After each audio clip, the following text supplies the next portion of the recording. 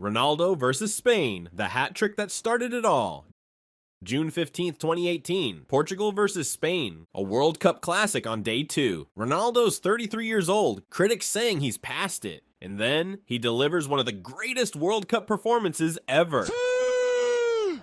4th minute, wins a penalty, 1-0. Spain hit back. Then Ronaldo scores again. De Gea fumbles, 2-1 Portugal. But Spain fight back. Costa equalizes, Nacho blasts a screamer, 3-2 Spain. Then 88th minute, free kick, edge of the box, Ronaldo versus De Gea. He bends it top corner, hat trick, 3-3. The stadium explodes, the celebration, the calm pose, a masterpiece in 3 acts, one man carrying a nation and proving that football greatness never ages. Mexico shocked the world, Germany's fall begins.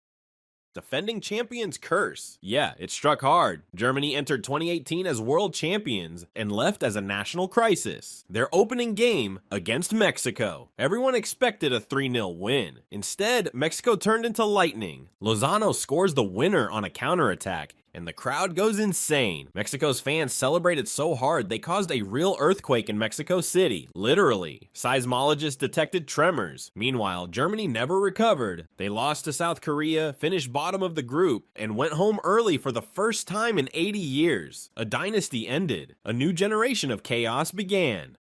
The Iceland story, smallest nation, biggest heart.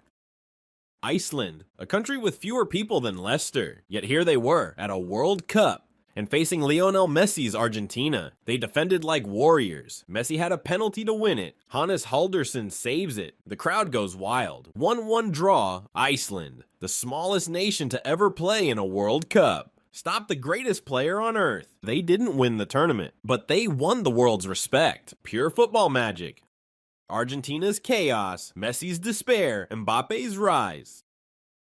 If 2018 had one villain arc, it was Argentina. They barely escaped the group stage. Messi carried them with a wonder goal against Nigeria. And then they met France. That match? Pure mayhem. 7 goals, Pavard's volley from another dimension, Mbappe's explosion onto the world stage. 2 goals in 4 minutes. France win 4-3. It was the moment the world realized this kid wasn't the future, he was the present. Mbappe outpaced Argentina's defense like they were standing still. At 19 years old, he'd already arrived. Messi walked off defeated. Mbappe walked off a superstar. The torch had been passed. Croatia's miracle run, the team that refused to die. No one expected Croatia to be here. A nation of 4 million, led by a midfield of Modric, Rakitic, and Brozovic. They became the tournament's biggest surprise. They beat Argentina 3-0, then Denmark on penalties, then Russia on penalties, then England in extra time. Every match, extra time, penalties, heartbreak, recovery. They ran 90 more minutes than any other team in the tournament, but they kept going. Modric led by example, calm, relentless, brilliant. He ended the tournament with the golden ball and a legacy carved in history. Croatia didn't just win hearts, they won respect. A small country that fought like giants. England's redemption arc, it actually came home. Sort of. For 52 years, English fans said the same thing, it's coming home. And for 52 years, it never did. But in 2018, something changed. England weren't arrogant. They were fun, young, fearless, likable. Kane, Maguire, Trippier, Pickford. And a manager who actually smiled, Gareth Southgate. They won a penalty shootout. Yes, England won a penalty shootout against Colombia. That alone felt like a trophy. Then came Sweden, comfortable win. Then the semifinal against Croatia, heartbreak. Kieran Trippier's free kick gave them hope, but Croatia's resilience crushed the dream in extra time. England went home with pride instead of shame, and that felt like progress. Maybe it didn't come home, but football finally belonged to them again. The French Revolution, champions reborn. France were the complete opposite of chaos. Calm, efficient, ruthless, every player was a soldier, and Didier Deschamps was their general. Griezmann, Mbappe, Pogba, Kanté. The perfect balance of talent and discipline. Their path wasn't easy, but it was decisive. Argentina, Uruguay, Belgium, all taken down without panic. The final, Croatia versus France. 6 goals, controversy, brilliance, dominance. Pogba scores, Mbappe scores. France lift their second World Cup. Mbappe becomes the first teenager since Pelé to score in a final. Deschamps joins a club of legends. World Cup winner as player and manager. And just like that, France reclaimed their crown, 20 years after '98. The goalkeeper heroics, from Loris to Pickford to Subasic.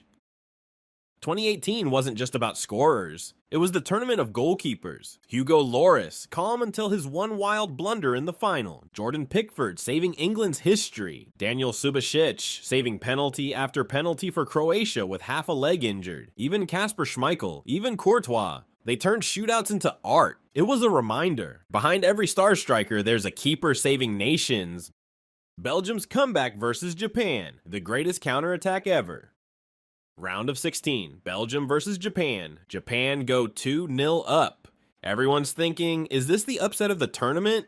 Then Belgium flipped the switch. Vertonghen header, Fellaini equalizer. And in the 94th minute, the counterattack of dreams. Courtois to De Bruyne, to Meunier, to Luka, to Shadley. Goal. It was football's version of poetry. From box to box in 14 seconds. No panic, no chaos, just precision. Belgium won the game, but Japan won the world's respect. After the match, Japan's players cleaned their dressing room spotless, left a note saying thank you, and the world fell in love with them. Neymar's theatrics, the meme that broke the internet.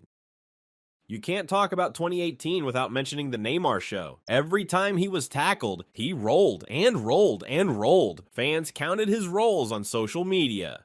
Brands made commercials about it. Even referees started joking about it. But behind the memes was a truth. Brazil's golden hopes crashed again. Belgium ended their dream in the quarterfinals, and Neymar's theatrics became the lasting image. The football was good. The acting was unforgettable. The VAR era begins. Chaos becomes law.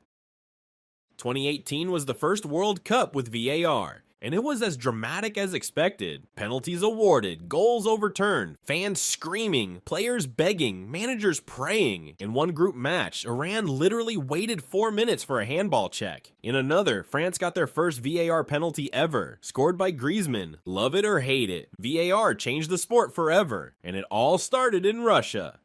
The final, France versus Croatia, the perfect ending.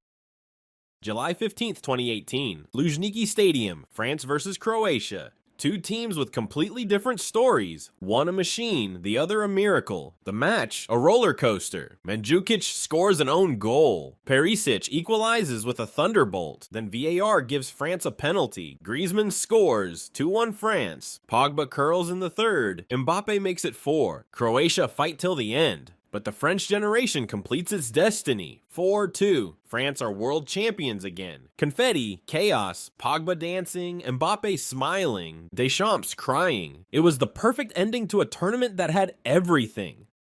The tournament that changed modern football.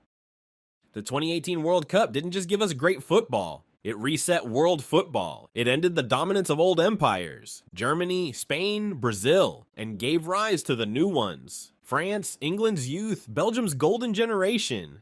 It showed us the beauty of unpredictability, where small nations like Croatia could outfight giants. It gave us icons, Mbappe, Modric, Ronaldo, and memes that will never die. Neymar rolling, VAR confusion, and the endless chant of "It's coming home." It wasn't perfect, it was chaotic, and that's exactly why it was unforgettable. So when people ask what made the 2018 World Cup special, the answer's simple. It had everything. Heroes, villains, drama, tears, moments that turned football into storytelling. It wasn't just a tournament. It was a 4-week movie with the perfect ending. Because sometimes, football doesn't need to make sense. It just needs to make history. And in 2018, it did exactly that.